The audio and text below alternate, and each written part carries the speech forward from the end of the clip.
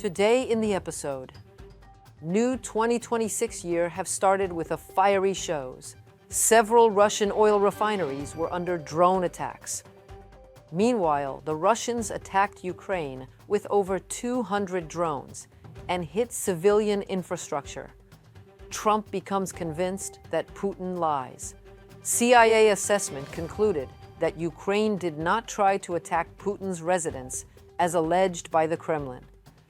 Russia will not admit a referendum in Ukraine on the peace plan. Putin is doing everything to continue the war. New 2026 has started with a fiery show. Several Russian regions came under drone attack during New Year's night. The strikes have caused fireworks at oil refineries in Kaluga Oblast and Krasnodar Krai. General Staff of Armed Forces of Ukraine confirmed this. Reports of direct hits came also from the town of Ludinovo in Kaluga Oblast, where a local oil storage facility was targeted successfully. Footage posted online shows a tall plume of fire and smoke rising above the scene. The fire was preceded by that specific distinctive sound of drone engines, followed by loud explosions. The night was also quite tense in Krasnodar Krai. The Ilsky oil refinery was attacked. This facility has been hit by drones several times in the recent past. Also, the Almetievskaya oil preparation facility in the Republic of Tatarstan, Russia, was hit by fire. In addition, the Ukrainian Defense Forces inflicted heavy fire damage on enemy targets in the temporarily occupied territory of the Donetsk region. As a result, in the Donetsk city area, a warehouse for drones was hit. 09. Ukrainian Defense Forces have been systematically targeting oil refineries and fuel depots deep in Russian territory. These sites are considered legitimate military targets as they supply fuel to Russian forces, while revenues from oil product exports fill in Putin's war chest. And of course, on New Year's night, Russians attacked Ukraine with over 200 drones, and they hit civilian infrastructure. A total of 176 UAVs were downed or jammed. At the same time, hits by 24 attack UAVs were recorded at 15 locations. According to Air Force of the Armed Forces of Ukraine, the enemy has launched drones from 8 directions in Russia, temporarily occupied Crimea and Donetsk. On 1st January, an infrastructure was damaged by Russian drones in the port of Odesa. The equipment, vehicles, and infrastructure facilities were hit by debris from enemy drones and the blast wave. A part of Izmail has suffered damage to its port berths and equipment just as well. Volyn Oblast in the west of Ukraine came under a large-scale Russian drone attack on the night from 31st December to the 1st of January. According to local authorities, critical infrastructure facilities were hit. That caused power outages. The regional power distribution company confirms that more than 100,000 households have been left without electricity during freezing weather conditions. No information about casualties has been reported so far. Nearly 60% of Americans are dissatisfied with Trump's stance on Russia, a poll suggests. We are talking about a major poll made jointly by a Harvard CAPS and Harris poll. According to the poll, 59% of respondents believe that Trump has not been tough enough in his approach to Russia and Kremlin leader Vladimir Putin. In addition, 66% of voters believe that Putin is playing games and stalling with the United States and the West, while 62% believe that Ukrainian President Volodymyr Zelenskyy genuinely wants to end the war. In Republican and Democratic terms, here is how Trump is managing the negotiations between Ukraine and Russia. Congress is divided along partisan lines. 79% of Republicans are satisfied, while 76% of Democrats and 55% of independents are not. Harvard CAPS and Harris asked Americans a question: To your left on the screen now, do you support or oppose Donald Trump's efforts to end the war in Ukraine? And 66% of respondents said they do support Trump's efforts. While answering to a second question, do you think Russia's Vladimir Putin genuinely wants to end the war in Ukraine, or is he playing games and stalling with the United States and the West? 67% of Americans said they believe Putin cannot be trusted. Another question asked by the poll: do you think Ukraine's Volodymyr Zelenskyy genuinely wants to end the war, or is he playing games and stalling with the United States? 63% says Zelenskyy genuinely wants to end the war.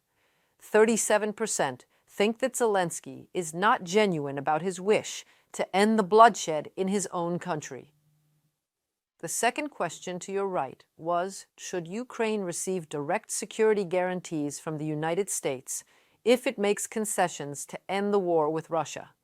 64% say yes, the U.S. should guarantee Ukraine's security in case Ukraine accepts concessions.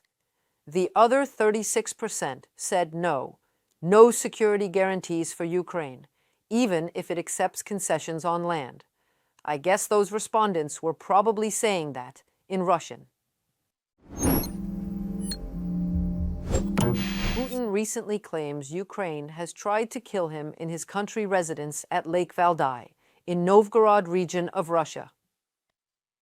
Earlier this week, Trump told reporters that he was very angry after Putin claimed in a phone conversation that Ukrainian drones had attacked his residence on the shore of Lake Valdai in the northern Russian region of Novgorod. Russia, as usual, has not provided any public evidence for its claims. Zelenskyy vehemently rejected Russia's allegation in posts on social media, accusing Moscow of trying to sabotage peace negotiations. And now a CIA assessment concluded that Ukraine did not try to kill Russian dictator Putin at his country residence as alleged by the Kremlin. The director of the CIA, John Ratcliffe, briefed President Donald Trump on the issue earlier Wednesday. Afterward, Trump posted a link to a New York Post editorial that said Ukraine had been falsely accused of attacking Putin, with the headline, "Putin attack, bluster, shows Russia is the one standing in the way of peace." UATV carefully read the article, and we would love to present the essence of it, quoting the New York Post now. And that would reflect our all-Ukrainian attitude towards Putin, his allegations in particular, and the rest of the Great Mother Russian vibe in general. It's rich that Putin, who has waged a brutal war for nearly 4 years, believes that any violence in his vicinity merits special outrage. After all, Russia launched 131 drones on Christmas at Kyiv and other cities, killing 7 civilians. The Kremlin specifically targets apartment buildings and power plants to punish the ordinary people of Ukraine. The Russians kidnap children. They torture and execute prisoners. Further, Moscow has tried repeatedly to assassinate Zelenskyy. Any attack on Putin is more than justified. But here's the rub. The drone strike likely never happened. Peskov said the Russians could provide no evidence and urged the press to take the Kremlin's word for it. No, we won't. New York Post editorial. Russia will not admit a referendum on the peace plan, Ukrainian President Volodymyr Zelenskyy stated. He emphasized that Moscow has no intention of ensuring security during the referendum and will search for reasons not to cease fire. The Center for Countering Disinformation in Ukraine is also confident that Putin is doing everything possible to withdraw from the peace process and continue the war in Ukraine. More in the story for you. A referendum on the peace plan in Ukraine is disadvantageous for Russia. In that case, Moscow will not be able to call the decision illegitimate, stated Ukrainian President Volodymyr Zelenskyy. He noted that the Kremlin will find many reasons to prevent a ceasefire. Russia's attitude toward the referendum is negative. Why? Because a referendum requires security infrastructure. This means a ceasefire is needed, and the Russians do not want to give us a ceasefire for as many days as needed to hold the referendum. We understand that at least 60 days are needed. A referendum is the expression of the will of the Ukrainian people. It is very important that the Ukrainian nation accepts this peace, that the Ukrainian nation supports this plan. Ukrainians, who have suffered the most in this war, must be happy with its end and the format of this agreement. This is what a just peace is. Volodymyr Zelenskyy, president of Ukraine, during talks with the media. According to Axios sources, Russia is again obstructing the resolution of the issue and putting forward its own conditions for the referendum. According to a senior U.S. official, the Russians, who previously opposed a ceasefire until a final agreement is concluded, agreed that a truce is needed to hold such a referendum. But while Ukraine wants a 60-day truce, the Russians may demand a shorter period, from a publication by Axios. That the U.S. 20-point peace plan must be Kremlin on a referendum, Volodymyr Zelenskyy stated at a meeting with the White House chief Donald Trump on 28 December. Kyiv and Washington have not yet fully agreed on some controversial issues, noted the president of Ukraine. Therefore, it is possible that the final decision will have to be made by the Ukrainian people. In particular, Ukraine and the USA did not agree on the issue of territories, Donetsk region. The president of Ukraine is convinced that Putin does not want peace. On the contrary, he wants to go further. Volodymyr Zelenskyy stated this in an interview with Fox News. That's why, of course, we need dialogue and pressure from President Trump. Sanctions, dialogue, he has some instruments, and he personally can do it, I think. And I think that he's trying to do it, trying to bring this peace. I don't trust Putin, and he doesn't want success for Ukraine, really. He doesn't want. He can say it. I believe that he can say such words to President Trump. I believe in it, that he can say it, but it's not truth, really. He doesn't want to have from President Trump more pressure with sanctions and etc. And he can say that I want success for Ukraine and I'm ready to give them cheap electricity. Really, between us, we don't need cheap, this energy because we paid so great, this price, our lives. It's not about energy. We don't need anything from them.